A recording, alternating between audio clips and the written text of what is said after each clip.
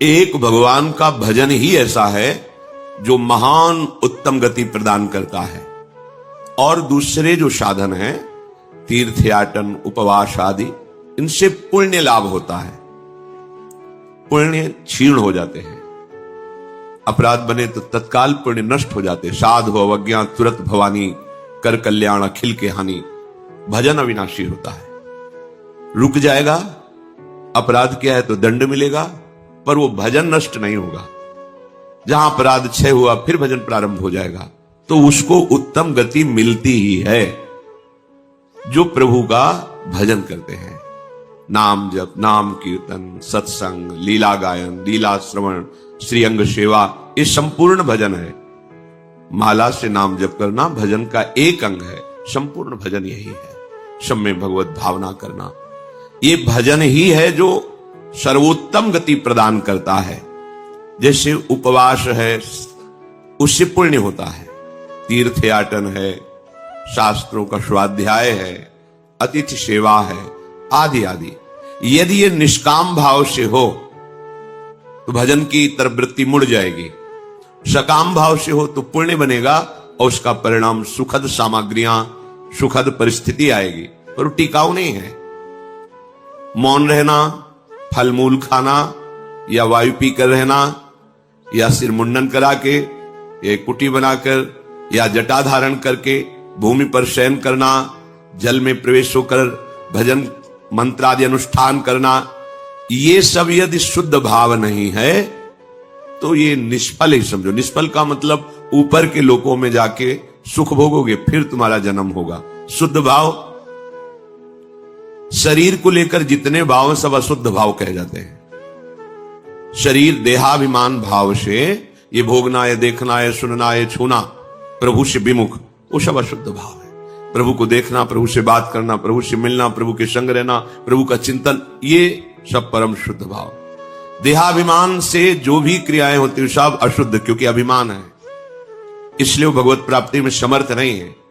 भगवत भाव से सांसारिक क्रिया भी समर्थ हो जाती है भगवत प्राप्ति के लिए। भाव तो यहां करें कि यदि भाव शुद्ध नहीं है तो ये सब जन्मने मरने वाले चक्र में ही रहता है, उससे विमुख नहीं हो पाता।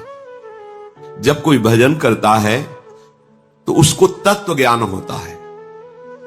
बड़ी अमृतमयी बात है। ज्ञानेन कर्मणावापि जरा मरण मेवच व्याधेश्च प्रहीयन्ते प्राप्यते चोत्तमम पदम। वो ऐसे उत्तम पद को प्राप्त होता है जो भजन करता है, क्योंकि उसको तत्व ज्ञान हो जाता है। तत्व ज्ञान हो जाने पर उसके ऊपर रोगों का प्रभाव नहीं पड़ता, जरा वृद्धावस्था का प्रभाव नहीं पड़ता, और मृत्यु का भी प्रभाव नहीं पड़ता, और उत्तम पद की उसको प्राप्ति होती है। अगर वो मोक्ष चाहे तो मोक्ष, प्रेम चाहे तो प्रेम। तत्व ज्ञान उसे वेदांत पढ़ के नहीं करना होगा। कई बार कहा है कि नाम में इतनी सामर्थ्य है कि आप नाम को पकड़ के निरंतर चिंतन में लाइए तो तत्व ज्ञान हो जाएगा। अपने स्वरूप का बोध, संपूर्ण संसार में क्या व्याप्त है, कौन सा व्यक्त तत्व है, वो आपको बोध हो जाएगा भजन बल से। जैसे बीजानि हग्नि दग्धानि नरोहंति पुनर्यथा ज्ञान दग्धैस् तथा क्लेशैर नात्मा संयुज्यते पुनः। जैसे आग में पकाया हुआ दाना पुनः अंकुरित होने के योग्य नहीं रह जाता। गेहूं, चना, कोई भी हो, भुन जाए, भुनने के बाद उसे आप खेत में डाल दीजिए, चाहे जितना खाद पानी लगाइए, अंकुरण नहीं होगा। ऐसे ही जिसको तत्व ज्ञान हो जाता है या भगवत प्रेम प्राप्त हो जाता है तो उसके हृदय में कभी कोई वासना नहीं जगती। वो दिखाई देता है वैसे ही दाना, पर अंतर हो गया, एक में अंकुरण होगा और उसमें अंकुरण नहीं होगा। ऐसे ही भगवत प्राप्त तत्वज्ञानी महापुरुष के हृदय में कभी भी मना कष्टानेन्द्रियाणि प्रकृति स्थानि कर्षति, ये जो प्रवाह है ये जागृत नहीं हो सकता। जैसे भुने हुए दाने में अंकुरण नहीं होता,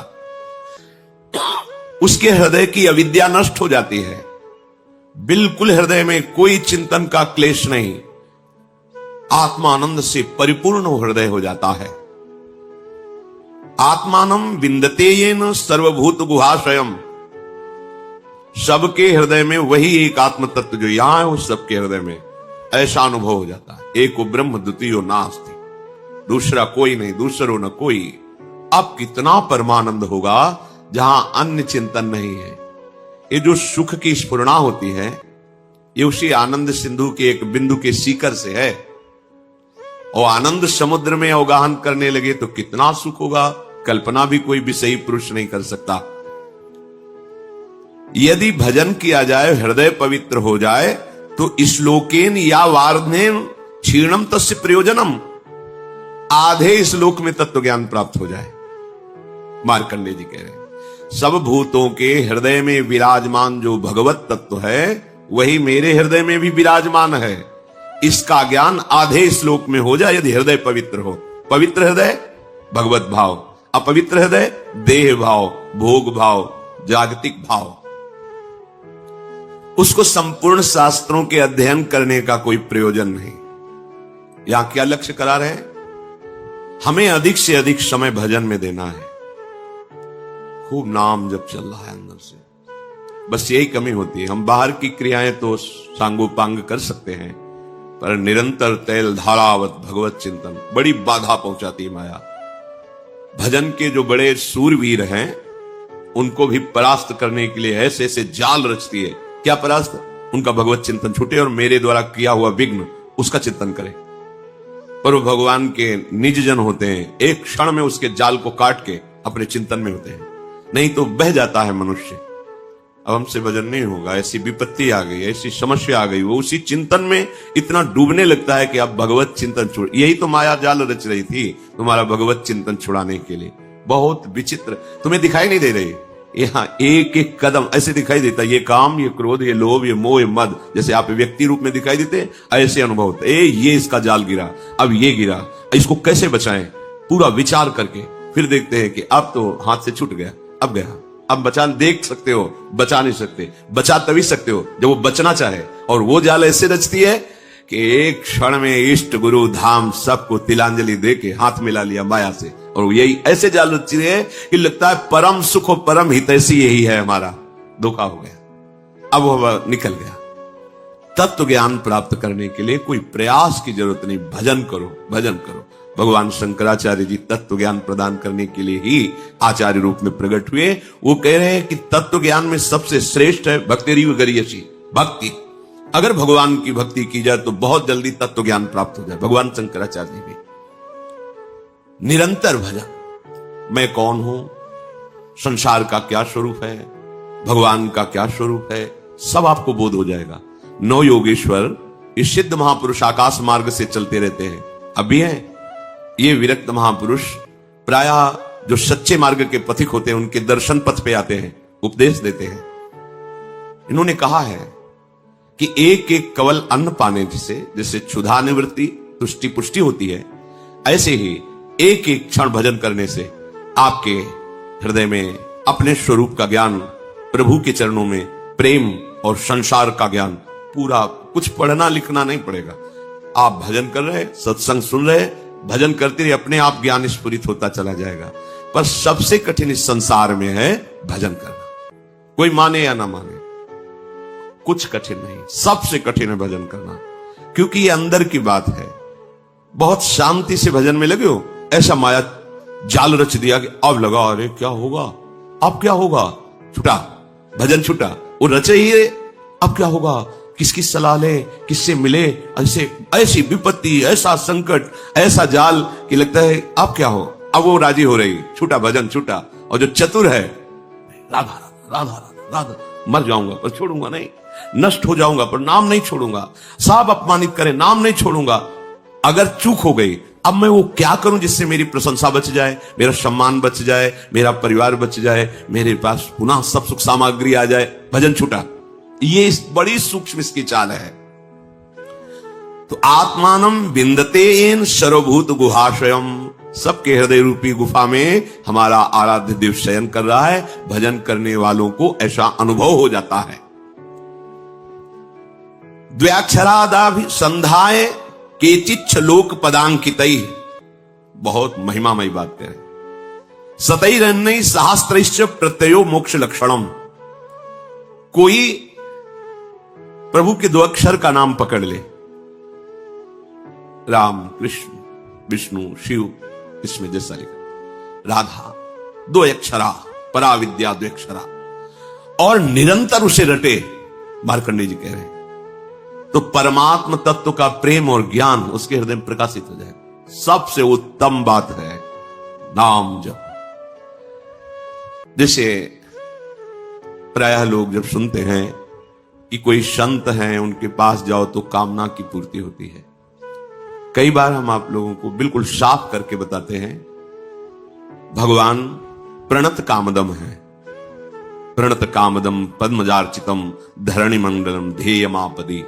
जिन चरणों का ध्यान मात्र करने से समस्त कामनाओं की पूर्ति होती है, उन प्रभु के धाम में आप आए। प्रभु के जनों के प्रति आपकी भगवत भाव श्रद्धा हुई, प्रभु का नाम यश सुना, इससे आपका काम बनता है। आप समझो, संतों के पास जो है मूलधन वो नाम है, भगवान की महिमा है। वो जब आप सुनते हैं, नाम जब करते हैं, उनके प्रति भाव रखते हैं, आपका मंगल होना प्रारंभ हो जाता है। यदि आप नाम नहीं जप कर रहे, सतमार्ग में नहीं चल रहे, तो आप लिख लेना, कहीं भी जाओ आपके हाथ में आखिरी में पराजय ही लिखी रहेगी, आपको परास्त होना पड़ेगा। अगर नाम है तो फिर कहीं जाओ या ना जाओ, विजय तुम्हारे हाथ में है, बस धैर्यपूर्वक। कल किसी ने कहा कि नाम जब तो कर रहा हूं, पर इतनी विपत्ति आ गई कि अश्रद्धा हो गई नाम में, कि नाम जब कुछ नहीं कर पा रहा। हम उनकी बात करते हैं जिनके रोम रोम से नाम चलता है, उनको भी शारीरिक विपत्तियां आई है। ऐसे चरण रख देते थे तो वो भूमि बोलती थी विट्ठल विट्ठल विट्ठल। भूमि उनके ऊपर खोलता हुआ गर्म पानी फफोला ही फफोला शरीर पड़ गया। हा विट्ठल जल रहा हूं, ऐसा बोले से तुकाराम जी। तुम कितना जप करते हो? क्या भगवान निर्दयी है? क्या वो क्षमा नहीं कर सकते थे? विधान है। प्रहलाद जी के रोम रोम से हरि हरि, कितना ये बातें नहीं देखनी। नाशवान शरीर है, यहां सब परिवर्तनशील है। ये 2 अक्षर इसलिए पकड़े गए हैं कि अब हमें मां के गर्भ में न जाना पड़े और सब विपत्ति सहने की सामर्थ्य मिले, और अंत समय तक मुझे अपने प्यारे से मिलन हो जाए, प्रभु से मिलन हो जाए। ये बीच में जो आपको मिलता है, ये एक मिलना नहीं है, बिछुड़ना ही है। प्रतिपल हर वस्तु नष्ट हो रही, ध्यान से देख लो, रखी रहने दो उसे। आप देखो तुम्हारे योग्य नहीं रह जाएगी, या प्रयोग कर लो तो 6 घंटे में देखने योग्य नहीं रह जाएगी, विष्ठा बन जाएगी। 5 मिनट बाद बमन कर दो, घृणा पैदा हो जाएगी। सब नाशवान परिवर्तनशील है।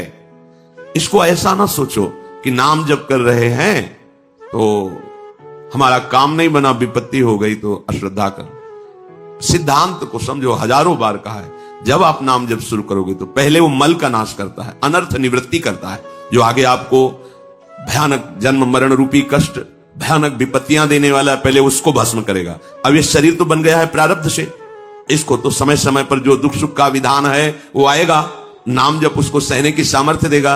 अश्रद्धा की जरूरत क्या है? अश्रद्धा किए तो पूर्व संस्कार आपके आगे तक आपको सताते रहेंगे। मान लीजिए ये वो औषधि जो जड़ मूल से रोग का नाश करती है। नाम लेत भव सिंधु सुखाही, करहु विचार सुजन मन माही। सूख जाएगा, तैरने की नाव की भी जरूरत नहीं। नाम लेत भव सिंधु सुखाही, सब नष्ट हो जाएगा आपका दुख संकट। सत्य वस्तु को कोई स्वीकार करना नहीं चाहता। नाटक को सत्य मान करके, ये संसार एक माया का नाटक है, वो इसे सत्य मान करके इसे भोगना चाहता है, इसका स्वामी बनना चाहता है, मायापति बनना चाहता है। सत्य बात स्वीकार कर ले तो आनंद मगन हो जाए, पर सत्य कड़ुआ लगता है। लगता है ये ठीक है, प्रवचन करो, सुन लिया, पर हमें चाहिए ये। तो जो चाहिए वो कितने दिन के लिए, कितने मिनट के लिए, पर वर्तमान का सुख भोगी मन इतना निश्चय कर लेता है कि ये चाहिए, और अपना जीवन पूरा का पूरा जीवन चाहिए में। और जो चतुर होता है वो जाहे न चाहिए कबहू कसम, नहीं नहीं, तो वो जो चाहिए मांग रहे हैं वो उसके पीछे लुटता घूमता है, और उसके सामने सच्चिदानंद भगवान होते हैं। और जिसको चाहिए उसके सामने माया होती, कुछ पकड़ में ही नहीं आता, पूरा जीवन निकल जाता है, कुछ हाथ में नहीं। अब जा रहे हो अपने देश, क्या है तुम्हारे पास? कुछ नहीं। यही चिंतन है, ये चिंतन तो आगे का जन्म निर्णय कर देगा। हाँ, राधा राधा कहा है, अब ये जमा है। यहां कह रहे द्वेक्षरादभिसंधाय, कैसा? टूटने न पावे तार, संधि बनी रहे, राधा राधा राधा राधा राधा। तो क्या बोले, ये 2 अक्षर ही तुम्हें परमात्म तत्व का ज्ञान और प्रेम प्रदान कर देंगे, बहुत पढ़ने की जरूरत नहीं है। सैकड़ों शास्त्र हैं, सैकड़ों शास्त्रों के वाक्य हैं, क्या क्या पकड़ोगे? जीवन बहुत थोड़ा है, क्या करें? बस नाम पकड़ लो। एक बार ऐसा मान करके, लाभ मिले ना मिले, हानि हो, नरक मिले, दुख मिले, सुख मिले, एक बार संतों की बात मान लेते हैं भाई। बहुत माना है सबकी बात, एक बार मान लेते हैं। अब जब तक श्वास रहेगी नाम जपेंगे, निहाल हो जाओगे, देख लेना। पर ये ऐसा नहीं कि कुछ दिन ऐसे थोड़ा जपे और देखें कि लाभ हुआ कि नहीं। तो लाभ तो हुआ है, पर तुम देखने लायक नहीं हो उस लाभ को। तुम्हारे अंदर दिव्य दृष्टि थोड़ी जागृत हो गई कि हमारे पूर्व संस्कार इतने जमा थे, नाम ने भस्म कर दिया। अब वो देखो तो नाच पड़ो, पर वो तो दिखाई नहीं देता। वर्तमान की विपत्ति दिखाई देती है, जो शरीर रचने के समय निर्धारित कर दी गई थी कि इस तिथि को, इस समय से ये तुम्हें दंड मिलेगा। अब नाम पहले पीछे का तुम्हारा भस्म कर रहा है। अब अज्ञानी जी वो सोच रहा है हम पीछे थे भी कि नहीं थे, हम तो अभी देख रहे हैं। तुम्हारे देखने से नहीं है, तुम्हारे अनंत जन्मों का हिसाब जमा हुआ। तुम अविनाशी जीव हो, बार बार शरीर पकड़ते हो और छोड़ते हो, उसके बीच में जो कर्म होता है तुम्हें उसको भोगना पड़ता है। ये भागवतिक सिद्धांत है, तुम्हारे ना कहने से थोड़ी हो जाएगा। तो जो बोध है, मोक्ष है, प्रेम है, ये आपको सहज में प्राप्त हो जाएगा यदि 2 अक्षर द्व्यक्षराद अभिसंधाय अपनी जीभ से जोड़ते रहो, राधा राधा राधा राधा। नायम लोकोस्ति न परो न सुखम संशयात्मनः। बहुत ध्यान देकर सुनिए, नायम लोकोस्ति न परो न सुखम संशयात्मनः ऊचुर ज्ञान विदो वृद्ध्या प्रत्ययो मोक्ष लक्षणम। जिसके मन में इस बात पर विश्वास ना हो, संशय भरा रहे, तो वो सुन ले, ना उसे इस लोक में ना परलोक में उसे सुख की प्राप्ति नहीं हो सकती। हित ध्रुव जो विश्वास है तब ही सुधरे बात, ना तर माया पंथ में फिरे जो टक्कर खात। ए नाम पकड़ लो, मान जाओ हृदय की बात कहते, ऐसा बचाता है, पूरे जीवन देखा है।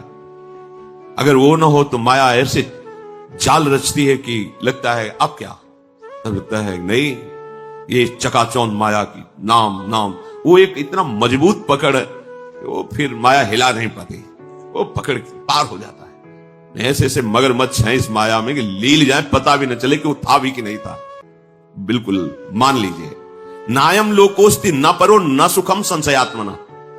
इस लोक में परलोक में कहीं भी सुख नहीं मिलता जो संशयात्मा, और भगवान ने भी कहा संशयात्मा विनश्यति, जो संशयात्मा है उसका नाश हो जाता है। नाश का मतलब पतन हो जाता है। ज्ञान मोक्ष तो बहुत दूरी की बात है, उसे शांति सुख भी प्राप्त नहीं होता। इसलिए जो ज्ञान वृद्ध पुरुष हैं उनके कथन पर ध्यान दे। मार्कंडे जी कह रहे हैं, वयोवृद्ध नहीं कह रहे, जो ज्ञान वृद्ध हैं उनके कथन पर ध्यान दे, उनके वचनों पर ध्यान दे। उनके वचनों से तुम्हें शास्त्रों का वास्तविक प्रयोजन क्या है ये पता चल जाएगा कि हमारे जीवन का प्रयोजन क्या है। हम जिए चले जा रहे हैं, कर्म करते चले जा रहे हैं, भोगते चले जा रहे हैं, मेरा लक्ष्य क्या है, मेरा विश्राम स्थल क्या है। तब आपको समझ में आएगा विश्राम स्थल भगवत प्राप्ति है। इंद्रियाणाम प्रसादेन तदेतत् परिवर्जयेत् तस्मादनशनम दिव्यम निरुद्धेन्द्रिय गोचरम। अतः मेरी बात ध्यान से सुनो, सबको चाहिए कि इंद्रियों को पवित्र कर लो। तो इंद्रियों के पवित्र तीर्थ स्नान से नहीं होंगे। कैसे होंगे? निषिद्ध विषय भोगों का त्याग करने से इंद्रियां और मन पवित्र हो जाता है। जो धर्म कहता है भोग लो, धर्म विरुद्ध यदि भोग भोगा, हर इंद्रिय का भोग है। जैसे खान पान के लिए सात्विक भोजन, अच्छे से 56 भोग बनते हैं अपने, 56 भोग। प्रभु को जब भोग लगते हैं, देखो बिहारी जो राधा 56 भोग बनते, कितने सुंदर सुंदर स्वादिष्ट पदार्थ। अब निषिद्ध भोग, प्याज लहसुन मांस मछली, ये सब गंदी चीजें जो तमोगुण पैदा करके राक्षसी वृत्ति का निमंत्रण दे दे। एक एक इंद्रिय का विषय हो। जनेन्द्रिय, गृहस्थ हो, धर्मयुक्त है, आपने पाणी ग्रहण संस्कार किया है, आप तो आपकी जनेन्द्रिय भोग भोगते हुए भी पवित्र है। नेतेंद्रिय अपनी बहन को कैसे देखते हो, अपनी मां को कैसे देखते हो, अपनी बेटी को कैसे देखते हो, ऐसे दूसरे की बहन, दूसरे की बेटियों में जिससे पाणी ग्रहण किया है वो पत्नी है। इसके अलावा शास्त्र का आदेश है, नेत्रेंद्री पवित्र तभी होगी जब आपका दर्शन सही होगा, तभी तो ये भगवत दर्शन करने के अधिकारी बनेंगे। चाहे लाख समझाओ, पर ये मनमुखी चाल चलने वाले मानते नहीं है। सर्वांतर्यामी